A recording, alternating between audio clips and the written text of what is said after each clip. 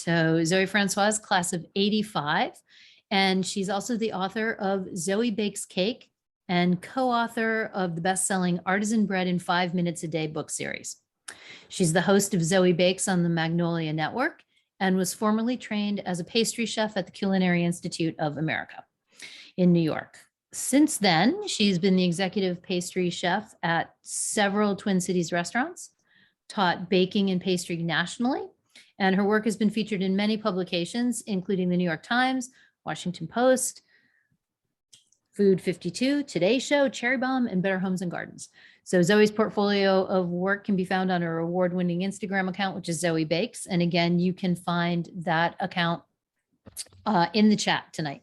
So we're going to leave the chat open. There are a lot of people expected to join us. And so feel free to take a look.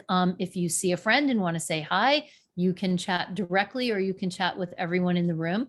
We're also going to be using the chat as a method for you to ask questions. And while Zoe is working and explaining, she's also graciously said that we can interrupt with real-time questions in case anyone is attempting this in real time. So if you have a question, please put it in the chat. I'll keep my eye on it and interrupt Zoe from time to time with those questions. I think with that, I am going to turn the evening over to our expert, Zoe. Hi, good evening. Thank you all for joining me tonight. I'm going to bake bread. This is a no-knead method. It's super, super easy. So some of you may have taken on sourdough over the last couple of years. When I first started writing bread books, it was in 2005, and nobody was baking bread. I mean, we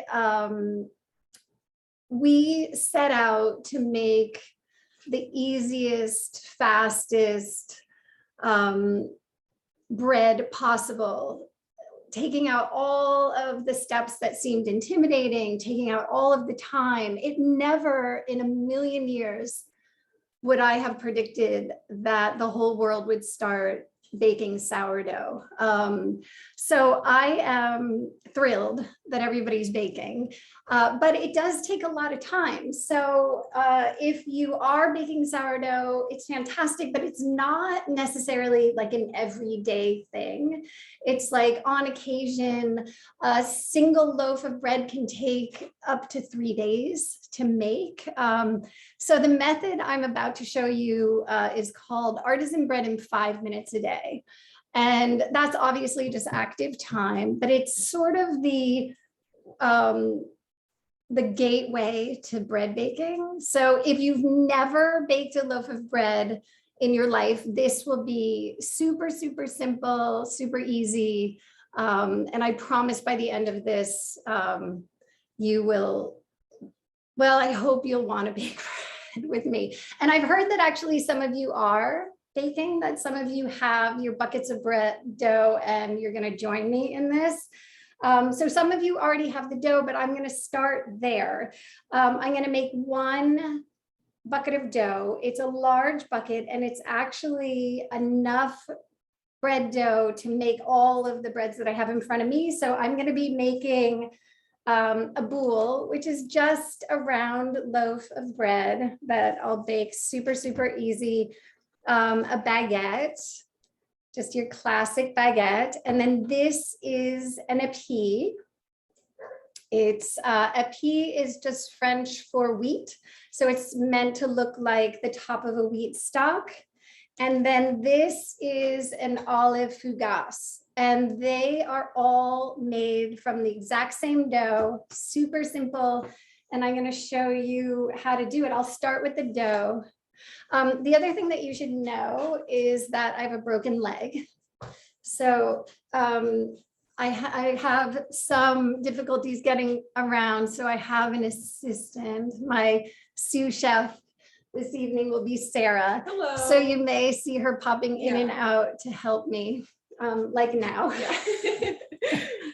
I'm gonna just throw that over there. Thank you.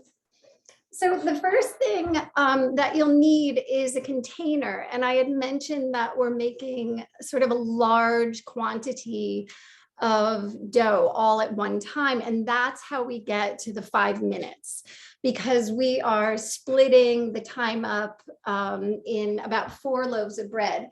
So what I usually use is a big bucket like this. I like the shape of it. I like the size of it. You can store really well. You can absolutely use just a big bowl. You can do this in your stand mixer, but I like to do it in this because it's just less to clean up. And you'll see that I actually didn't clean this.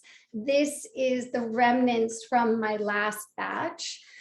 This dough that I'm about to make is only 4 ingredients. It's flour, salt, yeast, and water. And so because it has no dairy or other ingredients in it, I can leave a little bit of an old batch in the bucket and sort of jumpstart the next batch of dough. So I'm just going to take my dirty bucket essentially and throw the next batch right on top of it.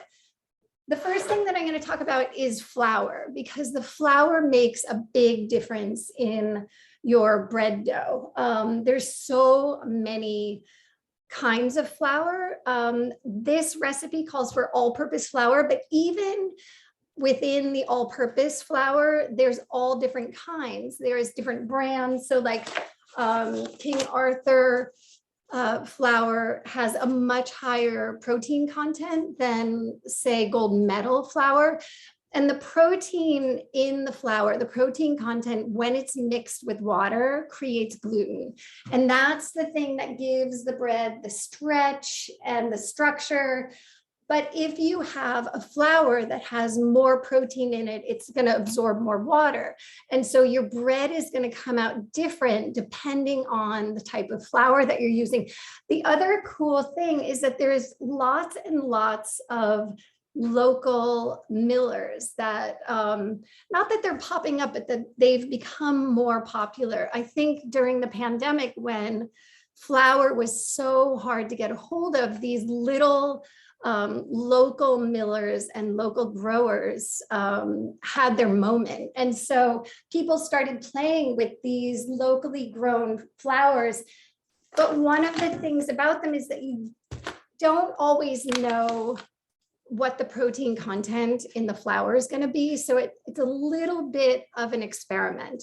And I'll talk about that once we start mixing it. But absolutely, if you have a chance to use a locally grown, locally milled flour, the flavor is amazing. So give it a try. But the King Arthur, gold medal, all of them make beautiful bread as well. And just all-purpose flour. You don't need to use bread flour. Okay, so having said that, I have my bucket. I have my flour. I have to have some yeast. The type of yeast that you use doesn't matter. You can use granulated yeast. Just regular granulated yeast is fine. This is a yeast that has what's called a dough enhancer in it. So it's an enzyme that just helps to make a stronger gluten. So it has more of a rise, more structure, and your bread will just rise a little bit higher. So this one has a dough enhancer. You can also use fresh cake yeast. If you haven't used this before, it's really popular in Europe, but not so popular in the States. You generally will find it near the cream cheese in the grocery store. It's very odd, but, and you can use this in equal amounts by weights. So, and I have more information about this on the website as well. You can do this with your sourdough starter, but you need to have a sourdough starter. Mine isn't active right now, so I can't show you, but this is how I store my starter. I dry it out into flakes like this, And that way, when I'm not using it, I can just store it indefinitely. Okay, and then salt, that's the last thing. So we have our yeast, we have our flour, and then salt.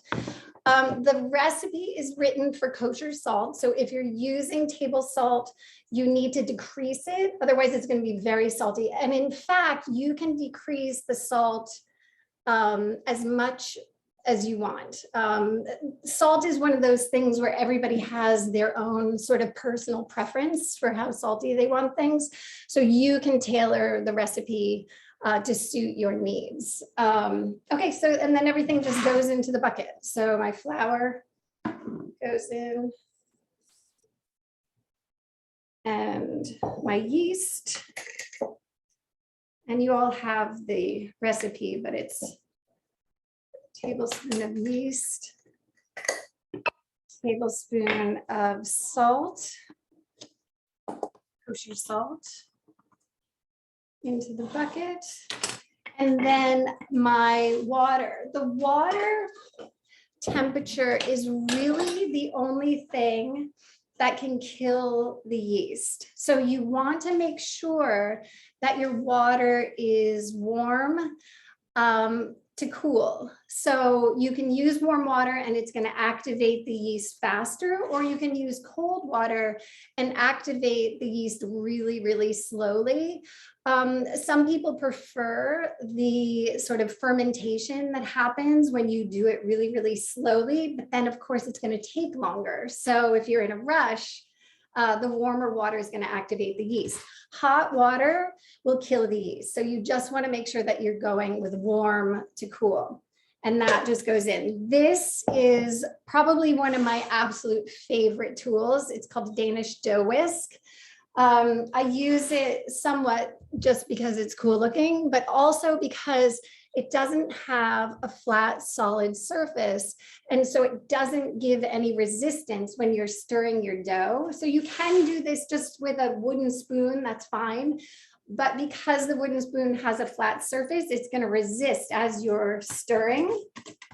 So I'm just going to mix up my flour, my yeast, and my salt, and then in goes my water, just all at once. The dough is very wet. It's meant to be very wet.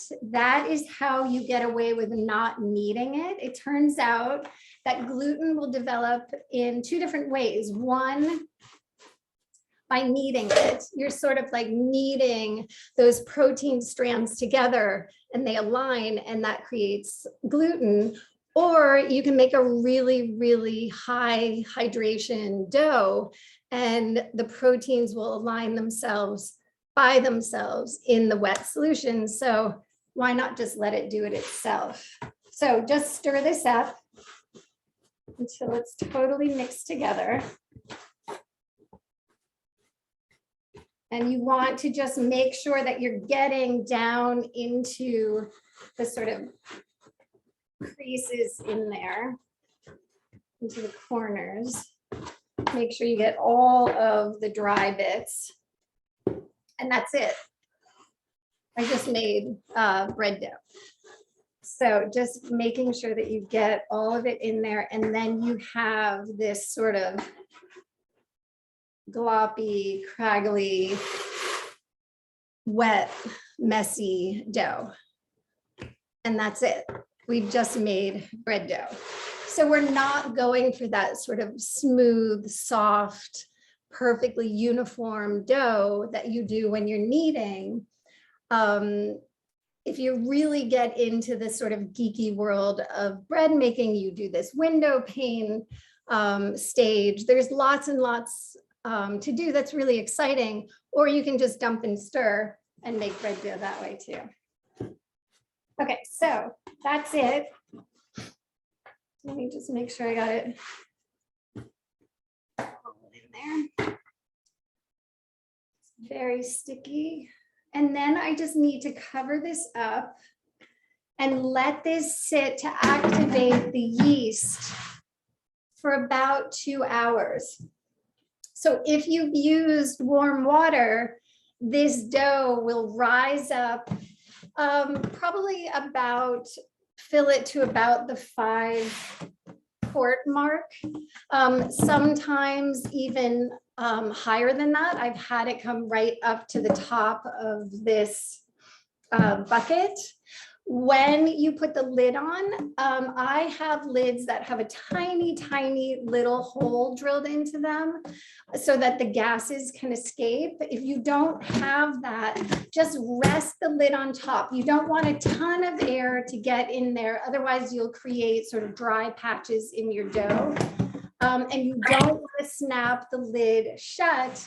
Otherwise, the gases will build up and explode. So if you have little kids, you might want to do it once just because it's super entertaining. It sort of rocks around like a weeble.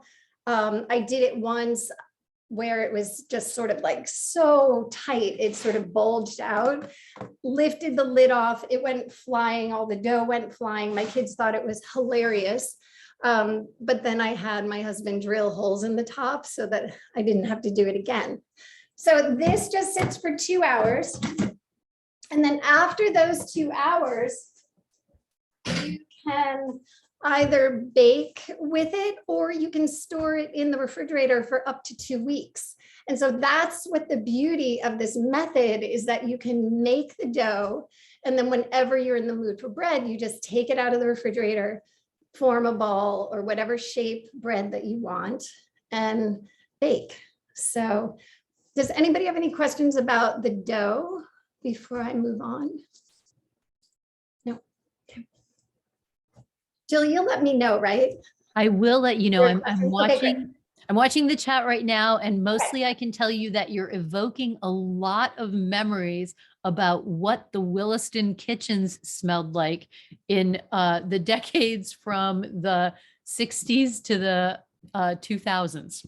So Awesome. right now, when you have a chance, you can look at the chat, but people are recalling a lot about the Williston kitchens at the moment. Great. That's awesome. Kind of Crusty. Let me just create a little more space here so that we can start making. Actually, Zoe, two questions. Sure. That just came in after that. What temperature of the water is too hot? So how do you know if your water is too hot? I would say 110 is the top. That's the max temperature that you want to go when you're doing it. Basically, I just take warm tap water, maybe like a baby's bath temperature. And that's about as warm, warm to the touch is it. But 100, if you're taking the temperature of it, then 110 is the max that you want to go. 2 more questions. Can you make a half batch? So can you cut this recipe in half without messing up the magic of the You can. You absolutely can. And I always recommend, if you have a scale, this is my absolute favorite. Well, wait, next to this one, this has got to go first. So my scale is my favorite kitchen tool. And so the recipe, I gave it to you both in cups and weights. If you're ever scaling a recipe, meaning doing half a recipe or doubling a recipe, if you do it by weights, then you're sure that you're going to get the right ratio of things. A cup of flour measured by scooping it into your bin of flour is going to give you a radically different amount of flour than if you spoon the flour into the cup and then wipe it clean. So using a scale is always the most consistent. It's always, going to come out the same. It's easier, less thing to clean up. I think, have I made my point? I love my scale. So yes, you can absolutely scale this recipe up or down to suit whatever your needs are. Okay, but the questions keep coming. Okay. Can you add in different kinds of flour like rye or wheat? Yes. Okay, so this is a really good question because rye flour has Very, very little gluten. So if you were to replace a considerable amount of the all-purpose flour with rye flour, you'd end up with a really slack dough. It wouldn't hold its shape. You wouldn't be able to really form much of a loaf with it. So you can do it maybe up to a half cup of that. Otherwise, you just need my book. Because there's about 100 recipes with all different kinds of flours. So the other question was about whole wheat, and that's got the opposite effect. It actually absorbs more water, so you're going to end up with a dry dough, and then it's not going to rise as well. So like I said, you can get away with about a half a cup of each or both of those. But then beyond that, you really want a recipe that's specific to those grains. Otherwise, you're going to end up with a slack dough or a dry dough. And then last question of this round, it looks like at the moment, where did you get that bucket? This is a Cambro bucket. This is like a restaurant standard, but you can get them on Amazon for sure. And in most kitchen supply stores, they'll have them. You'll usually find them in square, and I find the round one in it, except on Amazon, of course, they have everything, but I like the round ones because it makes it really easy for the stirring. You don't have the corners to contend with, but it doesn't matter. The shape doesn't matter. If your refrigerator fits better something low and flat, that's going to work too. The shape of the bucket doesn't matter. It's just the size. You want it to be about 6 quarts. Okay, I think we're ready for the next steps. Okay, yep. Great. So once your dough has risen, I'm going to grab some.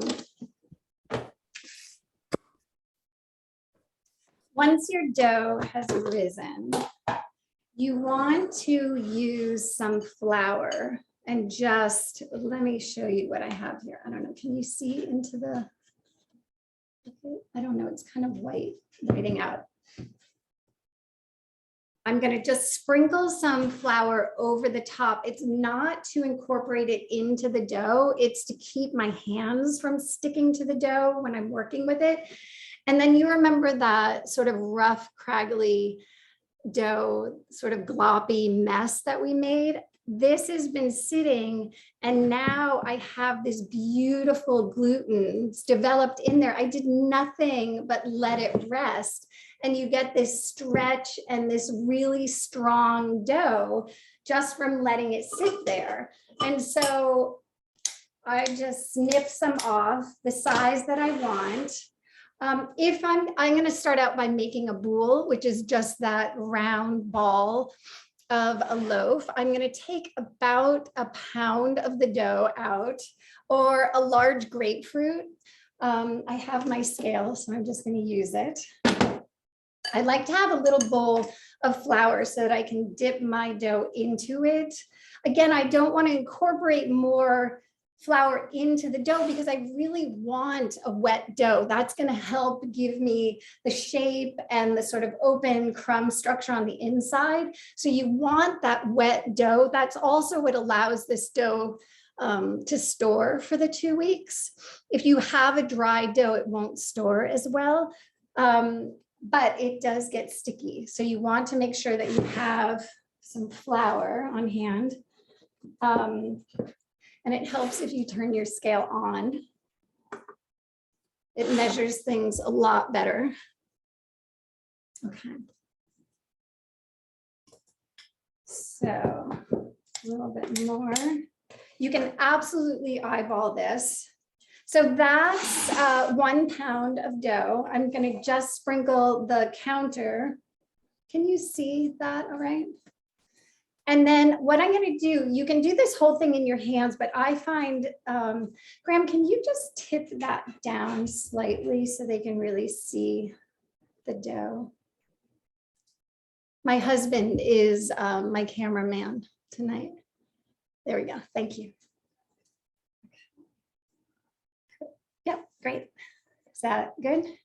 So what I'm going to do is I just have my dough on the counter like this, and I'm just going to fold it up and fold it in and just keep going all the way around until I have it in a ball.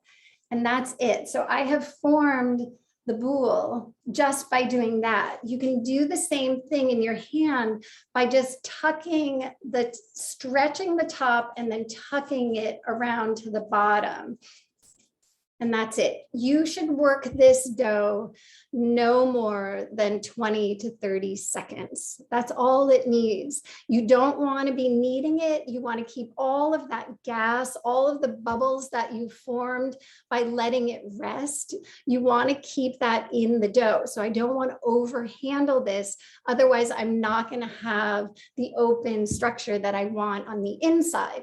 Now what I need to do is let it rest. So I just take it, I pinch together those sort of ends that are underneath, and I just leave it on.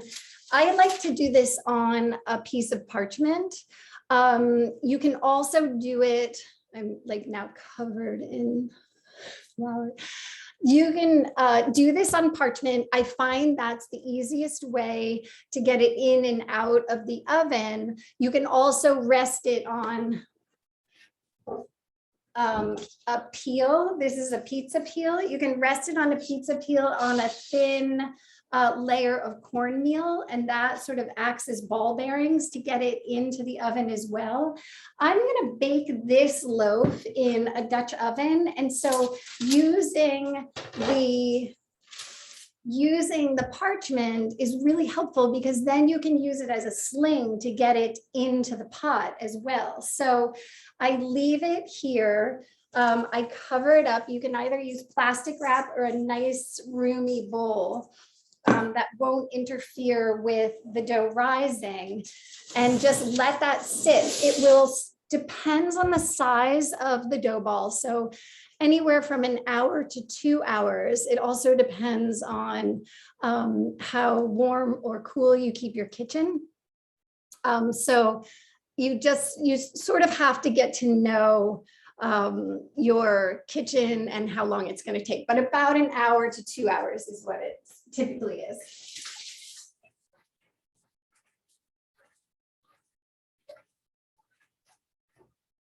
So once I have my, I'm going to just jump forward because I have one that's been resting. And this is where you get to see me on my crutches. And Sarah's going to help me get this loaf into, I'm not quite ready, but in 1 minute, we're going to go into the oven. So this is a loaf that's been resting. I'm not going to say rising because as you can see, I'll show you, I'll bring it up there. It doesn't get very tall. And this is totally typical of our dough in our method, that it will sort of flatten out a bit. But what we will get is an oven spring. So once I put this into the oven and it gets the heat under it, that's when you're going to see the rise. So if your dough flattens out more than it rises up, don't worry. That's really, really typical for our really wet dough. So, but you do want to make sure that you're forming it into a nice tight ball so that it's not just sort of spreading out into a pizza. You want it to start out in a ball. So once I have my dough, and this you might want to come in so I can. Once you have your dough rested, you want to slash it. The slashing is one to make it pretty so that you can sort of stylize your loaf, but also it helps for the dough to open up in the oven so that it rises better. So when you're slashing your dough, you can do a couple of things. You can use just a bread knife, a serrated bread knife like that. Or you can use what's called a lame, a bread lame, which is essentially just a razor blade. You don't even need the handle. You can just take the razor blade and do it. And then the other thing that I like to do is dust it with flour. So I like to use, I like to use a clean tea ball that has flour in it. So I just scoop up a little flour. By using the tea ball instead of just doing it with my fingers, I get a really nice, even coat of flour on the dough. And that way it just comes out really pretty. So I just dust the surface of the dough with the flour. And then Sarah is in art school. I should have her be decorating the top of this loaf. You can go crazy. In Paris, each boulangerie has its own signature slash for its bread, and each type of bread has its own slash. So you can go nuts. You can develop your own signature slash. I'm just going to do a really, really simple one. I'm going to use the lame, and I'm just going to go across. Do you want to get right down here? And it might be a little bright. Oh, that's it. Okay, that's fine. That's fine. That's great. Okay, so what you want to do, because this is a very soft, wet dough, and so it's going to be sticky, is you want to just sort of secure just hold it very gently and just drag the blade of either the lame or the knife through the dough. And you want to get it about 1/2 inch deep. If you don't go deep enough, it's just going to sort of crack open and it's not going to keep the design that you've put in there. And then I'll just do some slashes along the side on each end. And then this one I had said I'm going to put into a Dutch oven. And so, Sarah, do you want to meet me at the oven? You're gonna have to. If you take the bread, I'll. Okay, great. Oh, the other thing that we need, you can drag that over there and I'll be right there. The other thing, oh, no, we're doing this in a Dutch oven. You're good, you're good. Sorry, I confused myself. We need this. Okay. Yes. Understood. All right. So what I've done is I have a Dutch oven, which is just a lidded pot, preheated in the oven. I have it preheated to about 475, 500, 475. You really want to have an oven thermometer so that you know the proper temperature of your oven. And then all I do is reach in. I have to take the lid off, super hot.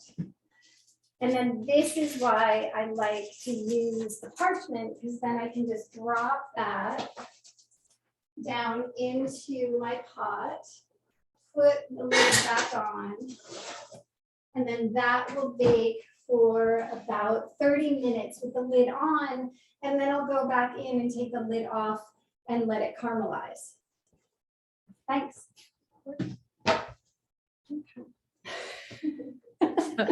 As you're making your way back, we do have another question. It's so graceful. That was actually very well done. So question, someone writes that their boules come out so crusty that the serrated knife can barely slice them. Any advice there? Well, not all people would think that was a bad thing. But if you want a lighter crust, sometimes it can do, well, there's a couple of things. one of the things is, and I'm going to get the rest of my dough balls so that we can move on to, because I'm going to show you another way of baking that might help with this. There are a couple of different ways of baking. The thing that creates the best crust is steam in the oven.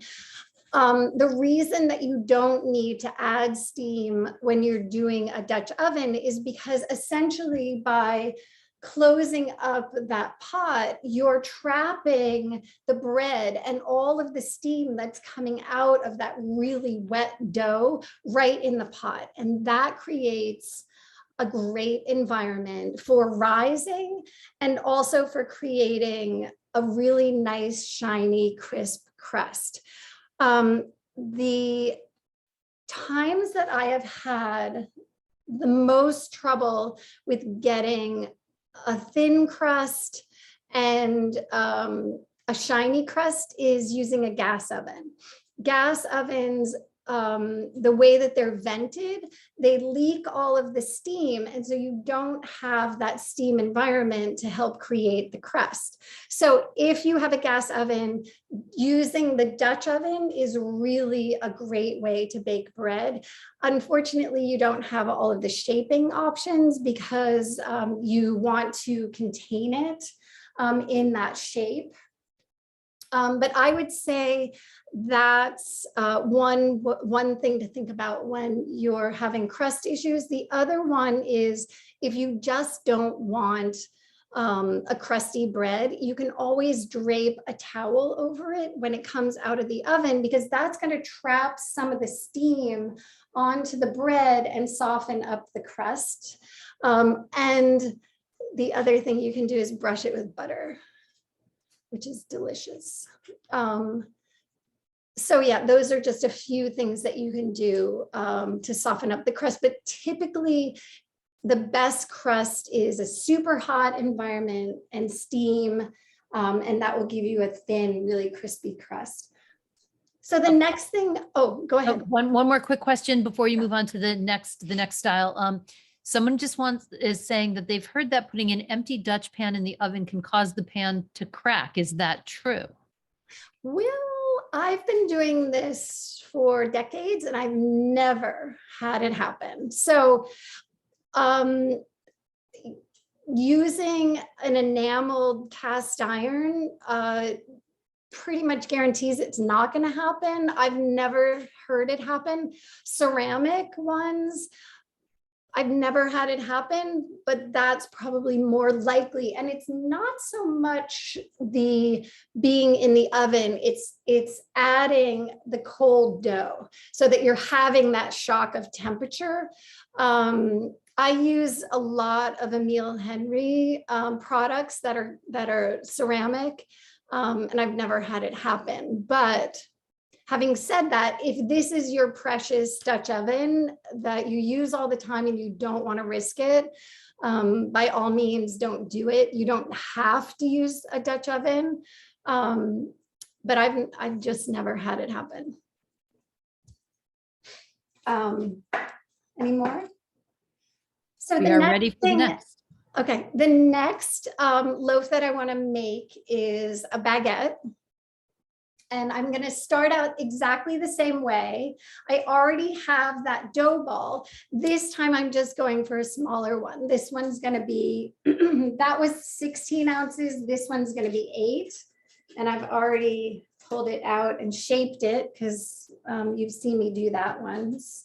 So just make sure that you have enough flour on your counter that it's not going to stick. I think that's the biggest difference with our method, is that it's a very wet, sticky dough. And so people are used to handling a dough that has a lot more structure and it's a lot drier. So the first time you use this method, don't be afraid to use flour. You don't want to knead it into the dough, but you don't want this sticking to your hands. You don't want it to stick to the counter.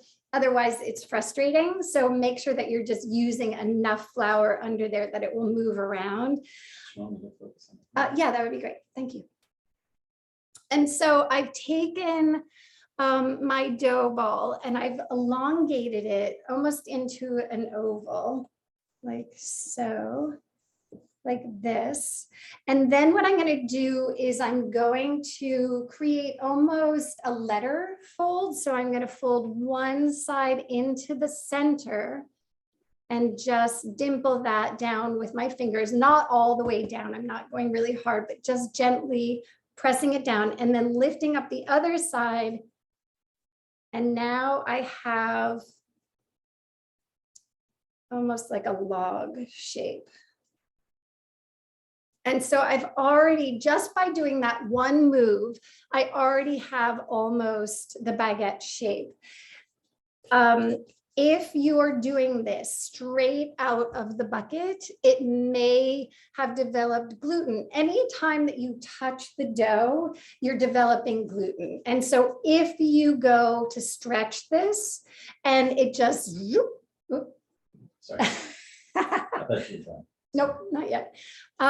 If you go to stretch it and it just keeps springing back on you, you just need to let it sit and relax. Grab a glass of wine, just hang out 5 minutes, 10 minutes at the most. It will allow you to stretch it out again. The more you fight it, the more you try to get it to submit to your will, the stronger it's going to get. And I promise you, it always wins. So you just need to like chill out and let it relax. And then it's going to let you stretch it out. And you just want to keep very gently stretching it until you have that elongated shape. And that's it. So once the gluten relaxes, it really will stretch out quite easily. Again, I'm going to put it on a piece of parchment, this time a nice long piece so that my baguette will fit. I'm just going to dust the parchment. It's doing some wackadoodle focusing. I hope that's okay. And then I'm just going to lay this on the parchment again and let this rest on the parchment for about, depends again on the temperature of the dough, on the temperature of your kitchen, but anywhere from 20 minutes to an hour. And I'll let that sit. I want to make sure that I cover it because I don't want the dough to develop skin on it. Otherwise, it's not going to rise as nicely in the oven. So I'm really quickly going to do that again. So just dust the flour onto the counter so that you have a nice skim of flour. And then do that same thing, elongate it into an oval, fold one side up into the center and tap it down, and then the other side, and then pinch along the seam. And then you can start stretching unless it doesn't want you to, and then you just let it relax. And there. Okay, so one of these loaves is going to be a baguette, and the other is going to become the épi, that wheat stock shape that I had shown you earlier. I just want to make sure that I put a tiny dusting of flour down on the parchment, just so that it won't stick and I can do the last minute shaping a little bit easier. These dough balls, I had resting out. There we go. It's all right. These dough balls I had resting on the counter, so they were actually quite warm. And so I'm going to, just for the sake of this, I'm going to shape them and put them in the oven because one, I want to show you how to finish them. And two, I want to show you how to add steam into an oven when you're not doing the Dutch oven. So let me.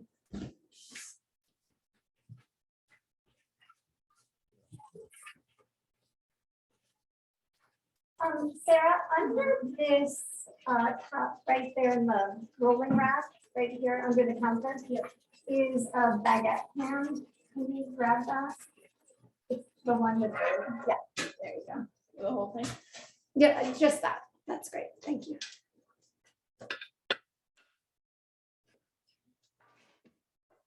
Okay, so this is a baguette pan. It just helps with the shaping of the with the baguette. Not necessary. You absolutely do not have to have one, but it really does help with the rounded shape of the loaf. And then also, if you've shaped your baguette, but the ends aren't nice and tapered, you can just take the ends and sort of roll them between your palms and get a nice pointy end to the baguette. And then what I'll do is I'll just lift it right on the paper onto the baguette pan and bake it right on the paper. A traditional baguette doesn't have the dusting of flour. It's a nice shiny finish. And the best way that I found to do that is to brush it with egg wash. And so I just use, and with this, with the baguette, I don't use a whole egg. I just use the egg white because I want the shininess of it, but I don't want the color from the yolk. So I'm just going for the shine of the egg white. And just an egg white with maybe a teaspoon of water whisked into it, and then very gently paint that onto our baguette. And this is, like I mentioned before, this is after it's risen. So you've let it rest under the plastic for about between 20, 40, even up to an hour. If your dough is very cold to begin with and your kitchen is chilly, but it should be nice and soft. It will shake almost like set Jell-O. So it's nice and tight and cold when you first form it. And then if you jiggle it, it should have some movement before it goes into the oven. Again, you can use your lame or the knife to do the scoring. A traditional baguette will have 3 slashes at a diagonal. So I'm just going to take my lame and do 3 slashes. If it's a very wet dough, so if they reconnect after you've done the slashes, you can go back and do it again. It's not once and you're done. You can keep working it gently. You don't want to like over handle it, but you can get in there a couple of times and do your slashing. Here, I'll do one with the knife to show you that too.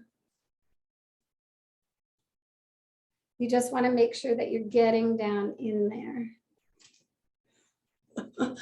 Okay, so that one is ready to go into the oven. I'm just going to let it sit there for 1 second because I'm also in the same oven going to do the apis. This one, you might want to come in a little closer to show them. Okay, there we go. That looks good. This one, just like with the boule, I'm going to use my duster and let's see. There you go. Yeah, it's a lot of white. I don't know if you can. Okay, so I'm dusting it with the flour and then I'm going to take kitchen shears, and I like to use a kitchen shear that has a really nice long blade like this, as opposed to this kind that has the notch. That's good for like hacking up a chicken or something, but you want something with like a nice long blade to it. And then what I'm going to do is I'm going to start at one end, at this end down here, And I'm going to be, let me see, maybe that's better. I'm going to start at about a 20-degree angle, and I'm going to snip that and lay it off to the side. Is it possible for you to lift that up and come more like straight down on this? Yeah, I think that's better. Is that all right? Yeah, I'll do it quickly. They're I'll do gonna it. get a little seasick. Okay. So off to the side, snip it off to the side, and you just keep going. You're not snipping all the way through. So these things really are still attached to one another, but you're just snipping it at an angle all the way down so that you get this back and forth and you create that wheat stock shape. And now I need to get these into the oven. And this time I'm baking them.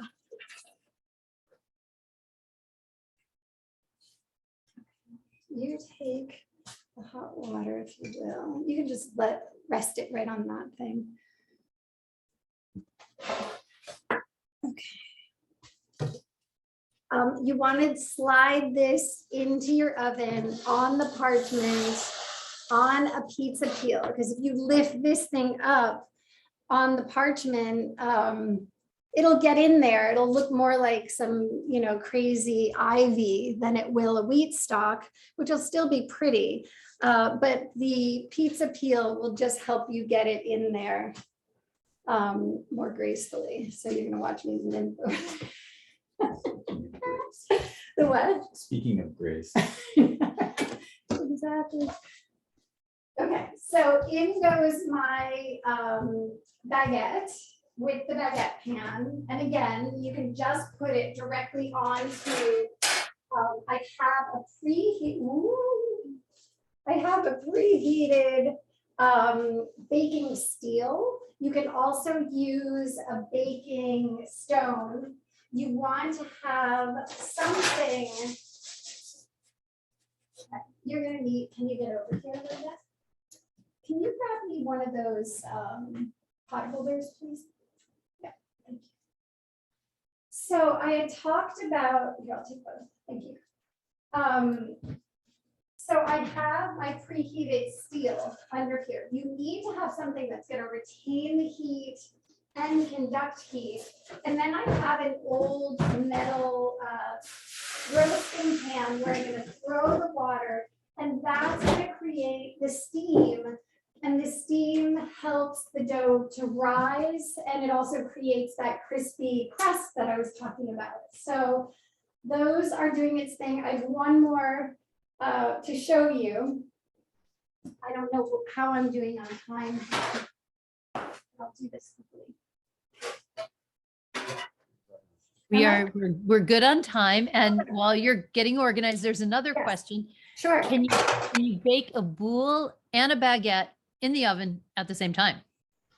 Okay, so the short answer is yes. The deal is putting the steam in the oven like I just did by pouring it into the roasting pan and creating that steam environment. You can't open the oven door for 10 minutes after you've done that. After 10 minutes, the steam doesn't do anything. So in the first 10 minutes, it softens the crust, it gelatinizes the crust, and that's what gives it its really nice, shiny, crispy crust to it. So you just need to get both breads in the oven at the same time so that you can do the steam. And then of course, the baguette is going to want to come out before the boule because the boule is much bigger and thicker and will take longer to bake. So put them both in at the same time, create that steam environment, and then go in and get your baguette and let your boule continue baking. And that was a question from someone who's following along in real time. Oh, so really? We'll actually see how this And doing working. both, doing the baguette and the boule together. Following right along with you as you make them, making them. Awesome. Okay, so this last one, I'm gonna make the fougasse. The first thing that I'm gonna do, and this is, do you think that's been in there half an hour? Cool. The boule, Pretty close. has it been longer than a half hour? No. Anybody phone Nah. along? I don't think it's been longer. Good, okay, great. Let's go check it out and see what we got. And then I'll come back and do this other one. Okay, so all I'm gonna do is take the lid.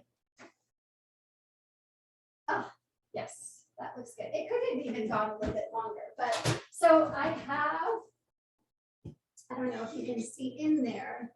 Do you see that? Yes, no? Yep, yes, we can see. Yep. I see it. Okay, great. So you can see that that really flat little disc of dough that I put in here did rise up. I took the lid off maybe a little too soon, so it does need quite a bit, probably like 10 more minutes to get any nice color on it. But you can see that even though it didn't rise much when I let it rest, when you get into the oven, as long as you have a nice hot surface, you get this great oven spring. And that's exactly what you want. Okay, so for the fougasse, I'm going to take out a piece of the dough, and this can be any size that you want. Let's see. And I'm going to add some olives to it.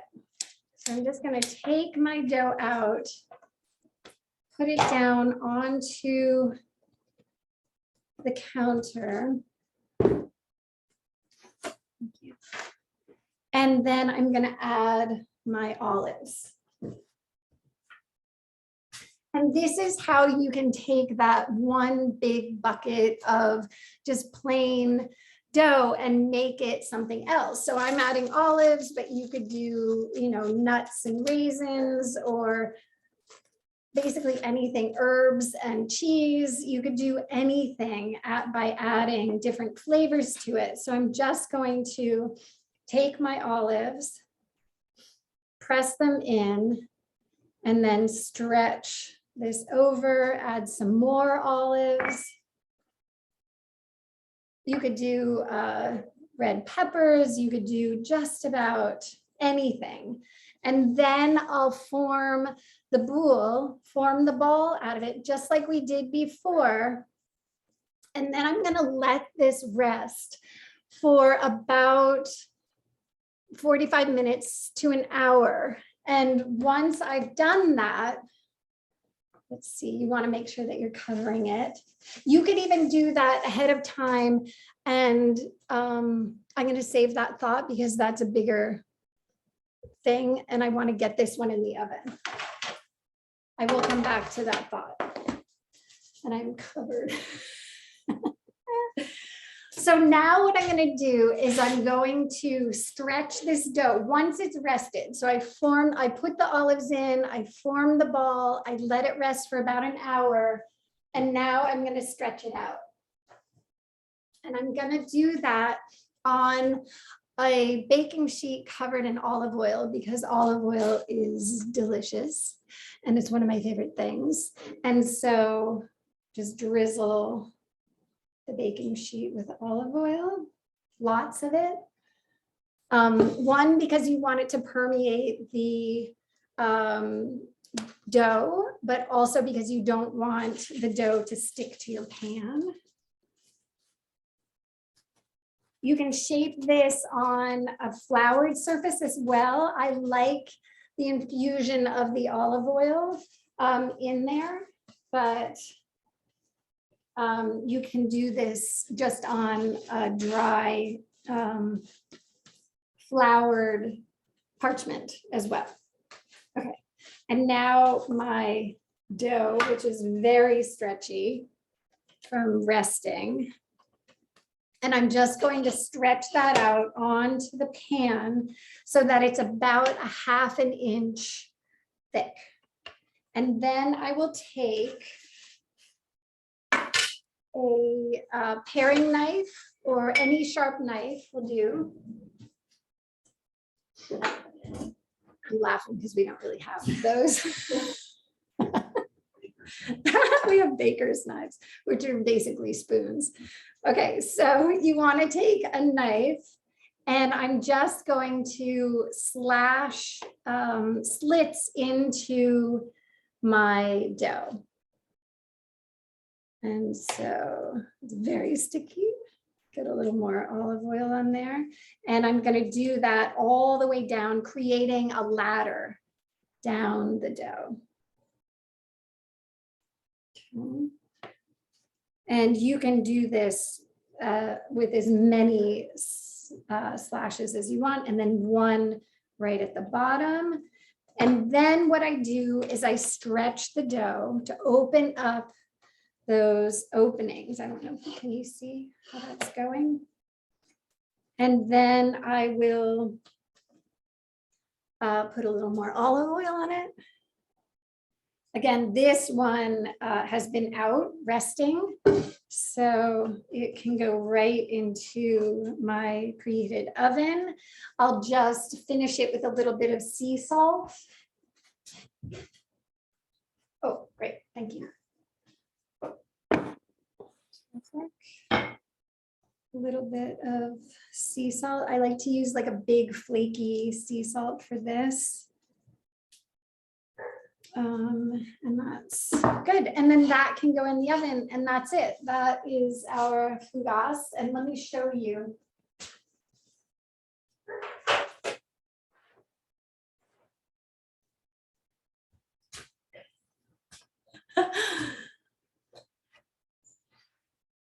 This is, I broke my leg 7 weeks ago, and yesterday was the first day that I got permission to put any weight on it at all. So this class came just the right time. I'm so thrilled to be here and doing this because it's the first time I've baked in 7 weeks, and it was awesome. So these are the different things that we made. I did the boule here, and I'll cut into that. And this was the épi that we made, the wheat stock, and the baguette. And then this is the olive fougasse. So, and this is Norwegian butter, which is outrageous. So butter, you need butter and you need olive oil, and then bread. And then I could live off of just that. Well, and cake and pie. Oh, you think it's done? You can try it. We're gonna go check on the boule. If there's any questions, let me know. Not seeing any questions at the moment. I think there's just a lot of anticipation. Okay, so it's getting there. It needs another minute. You can see it's got some color going in there, but it's not done. I like to have a really nice dark caramelized top before I take it out of the oven. Let's see.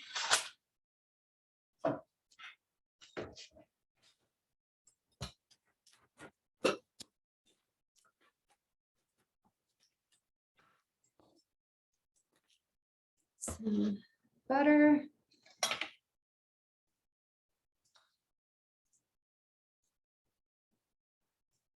So the wetter your dough, the more open the structure is going to be.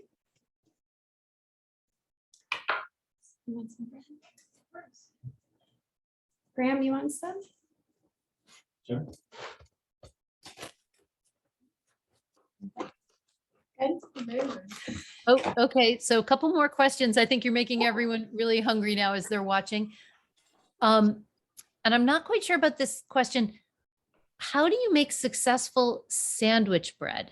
Because I would make a sandwich with the boule, but how would you make like a loaf sliceable? bread? Yes, loaf bread. A loaf bread. Well, okay, so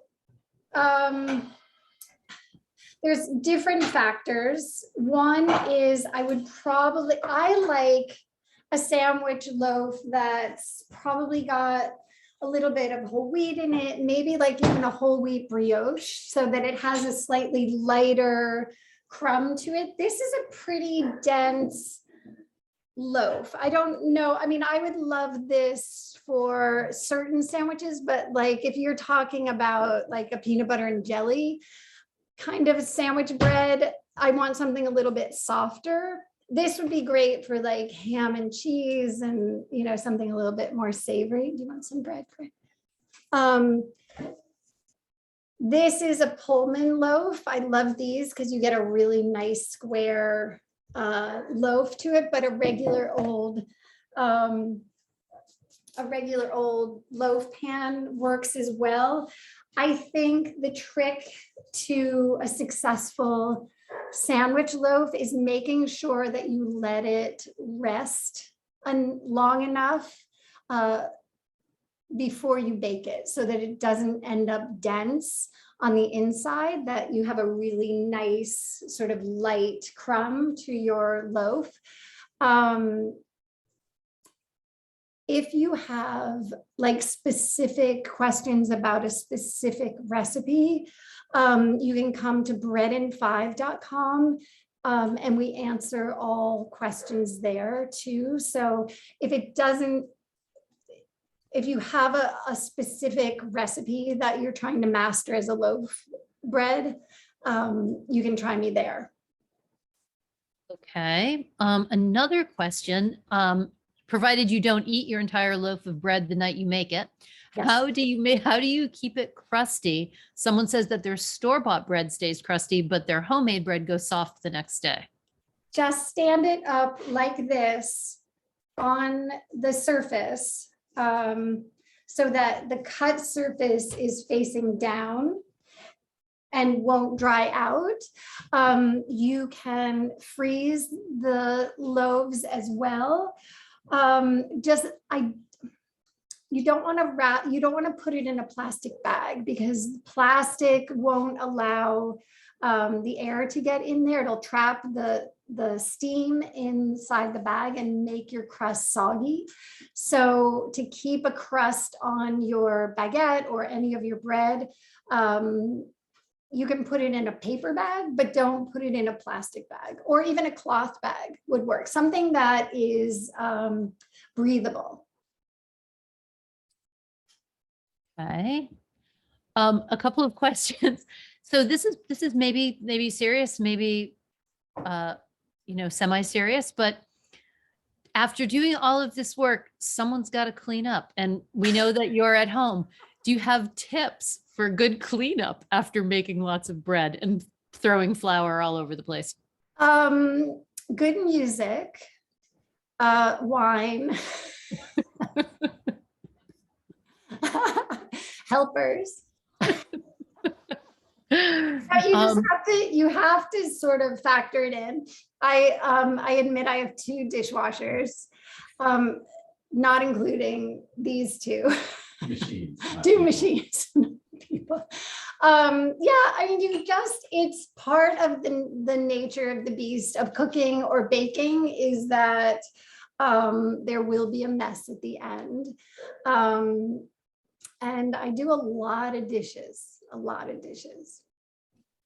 Okay, another question about another type of bread, I think. What does a good custard crumb look like?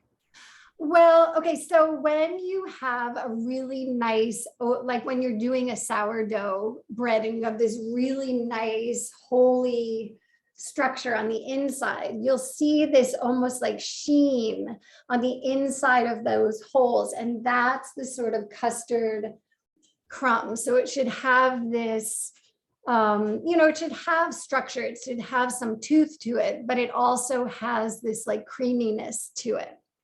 So that's what they mean by the custard crumb. You don't want it to be like soggy. That's not it. It's like, it's really well baked. It's perfectly baked, but it's not dry.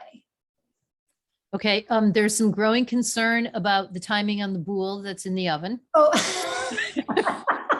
it takes a village. Okay, let's check it out. Okay.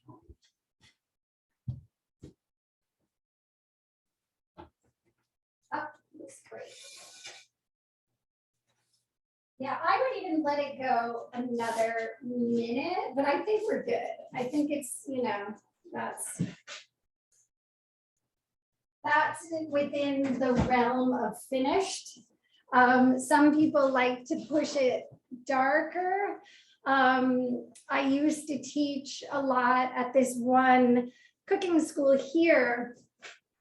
And here in Minneapolis, there's a large Scandinavian community. And one of the women who would assist me was Swedish. And she would always take the bread out when it was super, super light and blonde. And I'd always be like, throw it back in. And it was like the French versus the Scandinavians. Because I find that all of the flavor is in the color. And it would just stress her out so much to have it in there. She was convinced it was going to burn. And I was like, burn it. That's where all the flavor is. So this is maybe a little bit lighter than I would normally go for, but it's absolutely within done. So to get it out of there, I just take a spatula and again, let that parchment paper help you get it out. But we had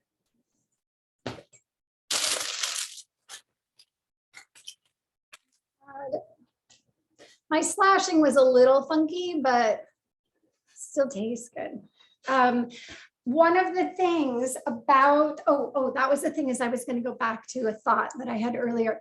One of the important things about baking is letting the loaf cool off. If you cut into a hot loaf of bread, it's going to be gummy on the inside. So you might think that you didn't bake it all the way. You can put the fougasse in if you want. Thank you. So if you cut into hot bread, it will be dense and gummy. So you really need to let it cool to up to an hour. Nobody ever listens to me because who doesn't love hot bread and butter? But it really is part of the baking process. So let it cool. The bread is starting to sing. I don't know if you can hear it because of the noise of the oven. Is where? On the computer. So if you hold it right up. Oh.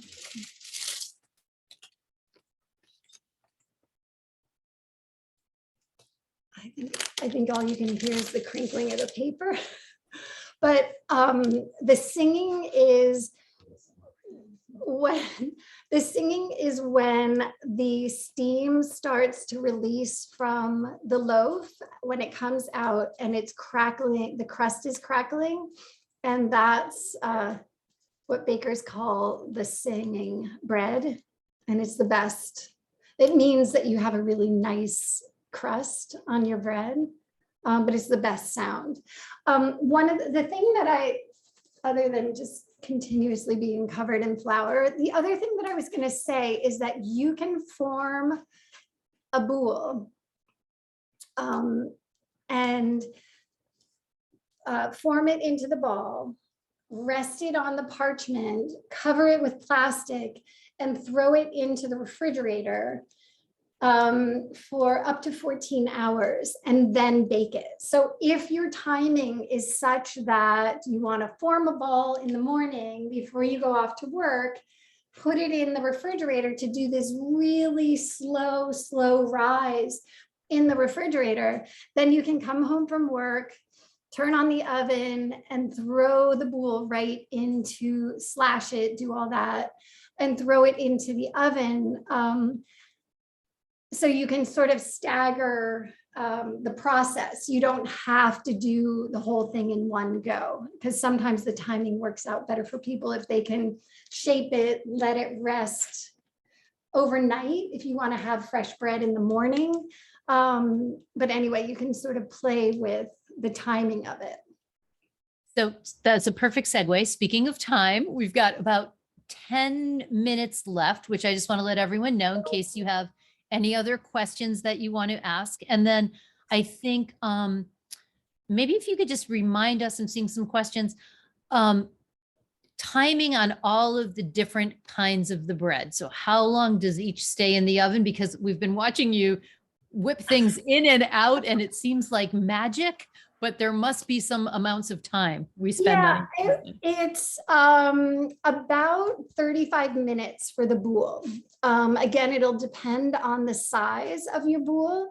It's about 25 minutes for the baguette and the apis. And about that for the fougasse too, because the fougasse is so thin, it bakes really quickly. So all of those times, all of the baking time should be in the materials that I sent you. And also you can find them all on my website as well.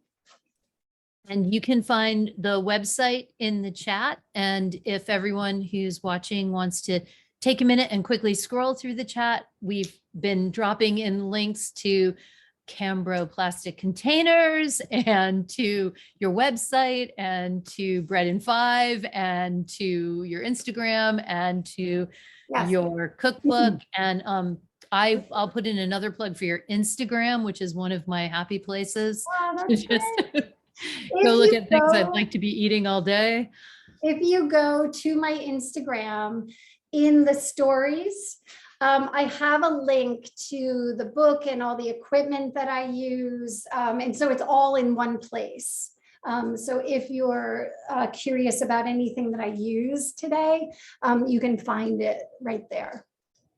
Okay, I'm finding one more question. So recapping again, if someone doesn't have a large plastic container like yours to store it in, and they want to leave it in their KitchenAid mixer bowl or something, how do they cover it?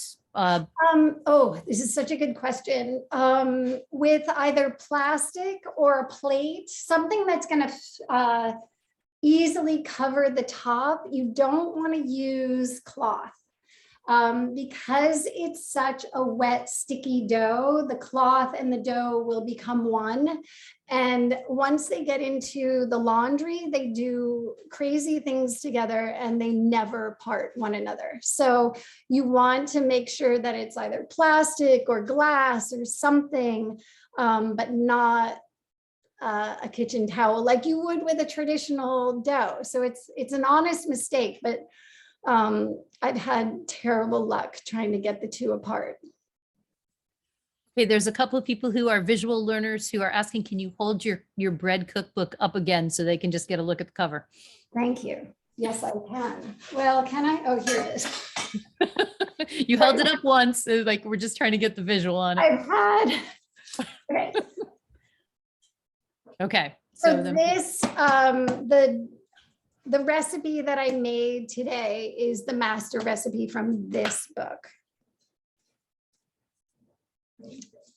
Excellent. Artisan bread in 5 minutes a day. And I think as I just go back in the last 5 minutes, I think I have to ask you this because this started out with the very thing of someone saying they remembered the baker at Williston in the 60s who would make homemade donuts and white bread and hot cross buns in the Easter season. Do you have a Williston food memory?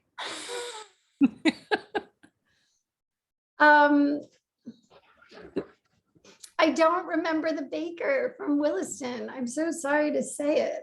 I have absolutely fantastic memories of that dining hall and everybody getting dressed up and going into the dining hall and visiting.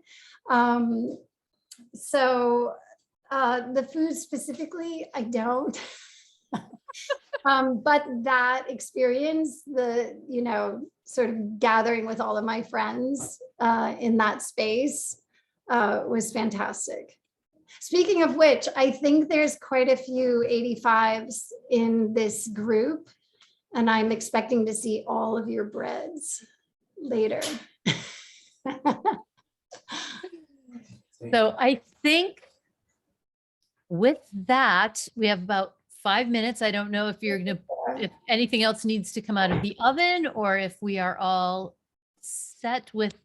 I think I don't want to make you walk over to the oven again, really, more than anything else. Oh, yeah, if you do bake any of the breads, if you mention me at Zoe Bakes and hashtag me at Zoe Bakes, that way I can find you. If you just post it, I won't be able to see it unless you add those things. So I would love to see what you're up to. And I am going to grab these 2 loaves out of the oven. Okay, and so while she's grabbing those, I'll remind you that you can look in the chat, but please send us pictures to cbriggs@williston.com so we can see what you've been up to. I know that there are a couple of my colleagues are on this tonight and they've been baking along. So I'm hoping to see in real life tomorrow morning. I'm expecting some fresh bread for some toast in the office first thing.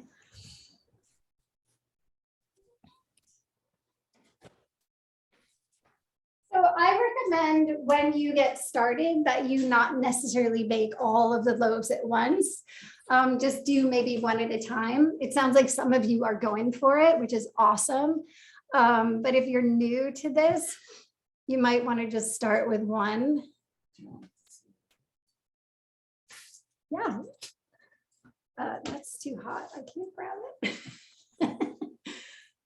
So, but this is what we just created. So even with those sort of odd timing, and it's very forgiving. So, and now my neighbors are going to be very happy because I'm going to run around. Well, somebody's going to run around and deliver bread. I was going to ask you what you did with all of this. I really wish I was your neighbor. And actually, Yeah, my you neighbors do did have a a couple, lot. you have a couple friends on here and they're hinting very strongly about invitations to lunch, wanting to know when they might be getting it. So with that, I think we thank you so much for sharing tonight with us. It was a great way to spend what is a very cold winter evening. I am so hungry. So we are so grateful to you. For everybody else on the call, thanks for spending time with us. Coming up from us is Founders Day on Wednesday, February 16th, which is our Day of Giving, and another great opportunity for everyone to sort of come together in the Williston community. So you'll hear a lot from us in 2 weeks and see a lot from us in 2 weeks. So stay tuned for that. And again, Zoe, thank you. This was so much fun. Thank You make you. it look Yeah, so this was easy and great. so tasty. Yay! Well, I can't wait to see all of your bread, and thank you all for showing up and giving me an opportunity to bake after so long of not being able to. This was so much fun. So happy baking.